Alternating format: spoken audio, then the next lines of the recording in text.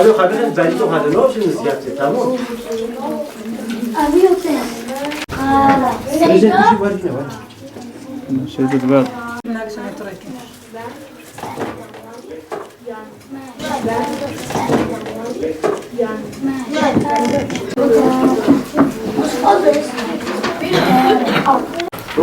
İslam güzel ahlaktır.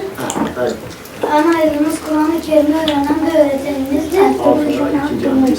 هرجوب سبب راسي محشنا بكيت بمهديو بكيت حاجينا كبدنا حاجينا موجي كبدنا زم قدري بهديني ما قلت انا هديو مازن ما تقول نعمه المازن جي يشوجي فلا نحا جحسد جو بالله من الشيطان الرجيم بسم الله الرحمن الرحيم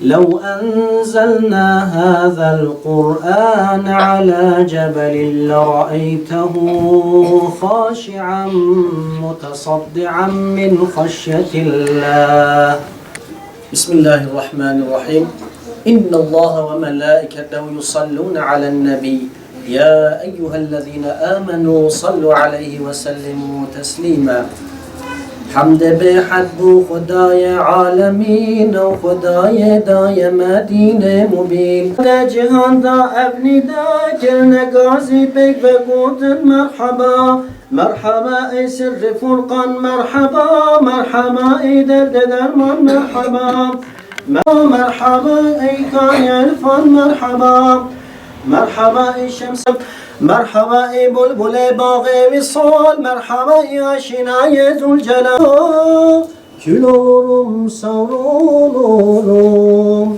beni bırakırsan bana kül olurum savrulurum أجلب كي شفاء تجرح من مغبرة مبكى تجيت وندادس نفسي هفصار مجيد Bunu hocanız verecek. Biraz daha Alın bakalım, afiyet olsun. Hocam full beni çekin. Hiç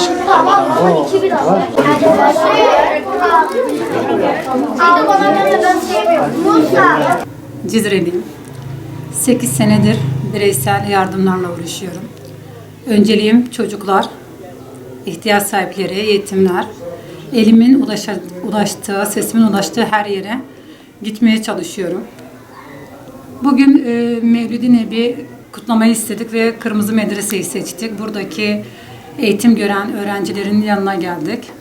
Bireysel yine çevremdeki desteklerle tabii çocukların kalbine dokunabildik.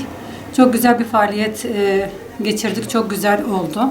Biz çok mutlu olduk. Çocuklar çok mutlu oldu. Allah kabul etsin.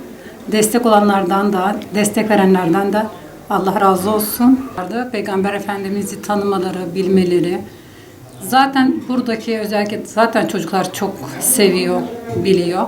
Biz bunu biraz daha aşıladık. Daha çok mutlu olsunlar, daha çok sevsinler. Onun yolunda ilerlesinler. Böyle bir niyetle yola çıktık. Amacımıza da ulaştığımı düşünüyorum. Çok da güzel geçti.